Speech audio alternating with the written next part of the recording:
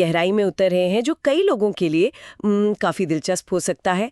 अपना computer training centre कैसे शुरू करें? हमारे पास इसके लिए एक गाइड है जो हमें एक यूट्यूब वीडियो से मिली है।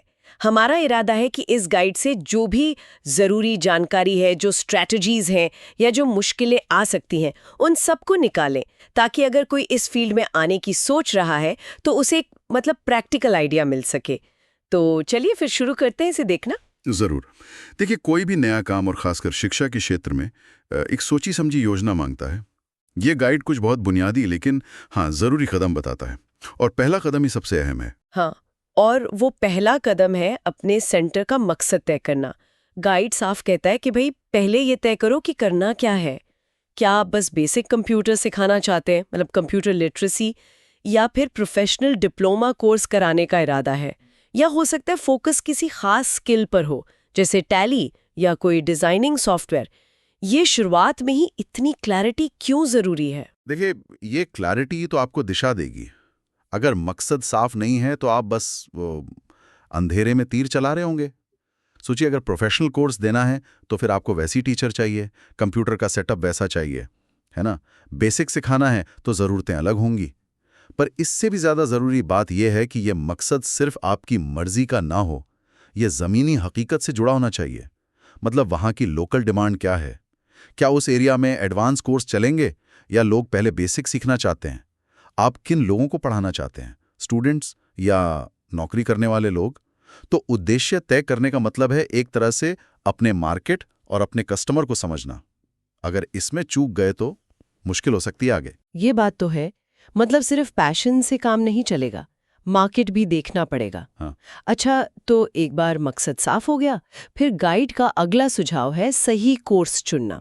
और यहाँ एक बात ध्यान देने वाली है, गाइड खास तौर पर नौकरी उन्मुख यानी जॉब ओरिएंटेड कोर्सेज पर जोर दे रहा है, जैसे DCA, ADCA, tally, graphic designing और डिजिटल मार्केटिंग। क्या लगता है आपको, ये नौकरी उन्मुख का टैग ही सब कुछ है? देखिए, गारंटी तो किसी चीज की नहीं होती, पर हाँ, ये एक बहुत प्रैक्टिकल नजरिया है जो ये गाइड दे रहा है। आप सोचिए, ज्यादातर लोग या उनके पेरेंट्स ट्रेनिंग सेंटर में अपना टाइम और पैसा क्यों लगाते हैं? हाँ, सीखने के लिए तो है ही, पर उस सीखने का आखिर मकसद तो अक्सर यही होता है ना, कि कोई अच्छी नौकरी मिल जाए या करियर में कुछ बेहतर हो। इसलिए ऐसे कोर्स चुनना जो सीधे मार्केट की जरूरत से जुड़े हों, नौकरियों से जुड़े हों, वो स्टूडेंट्स को खींचने का एक अच्छा तरीका है। उन्हें लगता है कि हाँ, इसका कुछ फायदा होगा। हालांकि इसमें एक मुश्किल भी है। मुश्किल? कैसी मुश्किल? बाद भी उतनी ही डिमांड में हो, तो सिर्फ जो अभी चल रहा है उसी पर फोकस करने के बजाय शायद एक बैलेंस बनाना ज्यादा जरूरी है। कुछ कोर्स मौजूदा जॉब मार्केट के हिसाब से हों और कुछ ऐसे हों जो फंडामेंटल स्किल सिखाएं, जो लंबे समय तक काम आए। और हाँ, कोर्स कंटेंट को लगातार अपडेट करते रहना, वो भी अपने आप में एक बड़ा चैलेंज है। सही कहा। यानी लगातार सीखना और बदलना सिर्फ स्टूडेंट्स के लिए नहीं, सेंटर चलाने वालों के लिए भी उतना ही जरूरी है। चलिए आगे बढ़ते हैं। मकसद और कोर्स तय हो गए। इसके बाद गाइड संस्थान के पंजीकरण पर बहुत जोर देता है। कहता है कि किसी सरकारी मान्यता प्राप्त संगठन के तहत रजिस्टर कराओ। क्या ये सिर्फ एक लीगल फॉर्मेलिटी है या इसका कोई गहरा मतलब भी है? नहीं, ये सिर्फ कानूनी खाना पूर्ति से कहीं ज्यादा है। ये असल में विश्वास की बात है, ट्रस्ट की। जब कोई स्टूडेंट आपके यहाँ एडमिशन लेता है तो वो आप पर भरोसा कर रहा है। एक सरकारी मान्यता वाली संस्था से रजिस्ट्रेशन इस भरोसे को पुख्ता करता है। ये दिखाता है कि आप सीरियस हैं, आप एक लेजिटिमेट संस्था हैं। और इससे भी जरूरी बात, ऐसे रजिस्ट्रेशन से जो सर्टिफिकेट मिलता है ना, उसकी मार्केट में वैल्यू ज्यादा होती है। कंपनियां अक्सर मान्यता प्राप्त संस्थानों के सर्टिफिकेट को प्रेफरेंस देती हैं। तो ये सीधा स्टूडेंट के भविष्य से जुड़ा है। हालांकि ये भी ध्यान रखना जरूरी है कि सिर्फ रजिस्ट्रेशन ही सब कुछ नहीं है। आखिर में तो संस्थान की अपनी रेप्यूटेशन और पढ़ाई की क्वालिटी ही मायने रखती है। मतलब रजिस्ट्रेशन एक जरूरी पहला कदम है, पर असली इज्जत तो काम से कमानी पड़ती है। हाँ। अब मान लीजिए सेंटर रजिस्टर हो गया, कोर्स भी तय हो गए, तो लोगों को पता कैसे चलेगा? गाइड का अगला कदम है संस्थान का प्रचार, प्रमोशन। इसमें फेसबुक, इंस्टाग्राम, व्हाट्सएप, यूट्यूब जैसे डिजिटल प्लेटफॉर्म्स की बात है। साथ में डेमो क्लास और अर्ली बर्ड डिस्काउंट जैसे तरीके भी बताए हैं। क्या ये सारे तरीके हर जगह काम कर जाते हैं? देखिए, प्रचार का मतलब सिर्फ ऐड चलाना नहीं होता। ये सही लोगों तक सही मैसेज पहुंचाने का एक आर्ट है। गाइड ने जिन प्लेटफॉर्म्स का जिक्र किया वो आजकल बहुत पावरफुल हैं।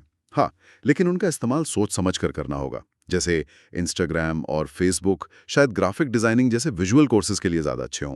व्हाट्सएप हो सकता है लोकल कम्युनिटी ग्रुप्स में बात फैलाने के लिए काम आए। यूट्यूब पर आप शायद अपने पढ़ाने का तरीका दिखा सकते हैं, कोई छोटा सा ट्यूटोरियल डाल सकते हैं।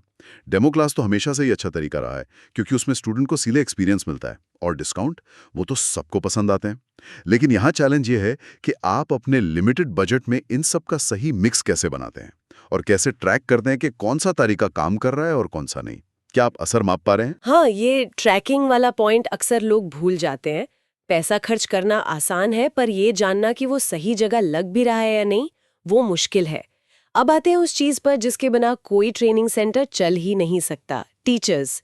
गाइड कहता है कुशल शिक्षकों की भर्ती करो, खासकर टैली, प्रोग्रामिंग, डिजिटल मार्केटिंग जैसे स्पेशल सब्जेक्ट्स के लिए। ये तो खैर कॉमन सेंस की बात लगती है, पर क्या इसमें भी कोई मुश्किल है? भी आना चाहिए। स्टूडेंट्स के सवाल धैर्य से सुनने और समझाने की कला होनी चाहिए, और शायद थोड़ा प्रैक्टिकल एक्सपीरियंस भी हो तो अच्छा है, ताकि वो थ्योरी को असल दुनिया से जोड़ सके। अच्छे टीचर मिलना खासकर छोटे शहरों में एक बड़ी चुनौती हो सकती है। फिर उन्हें रोक कर रखना, रिटेन करना भी जरूरी है। अच्छे टीचर अक्सर मौके तलाशते रहते हैं। तो ये सिर्फ भर्ती का मामला नहीं है, उन्हें सही माहौल, इज्जत और हाँ, सही सैलरी देने का भी मामला है, ताकि वे टिके। सेंटर की पूरी रेपुटेशन तो आखिर टीचर पर ही टिकी होती है। ये तो बिल्कुल सही बात है।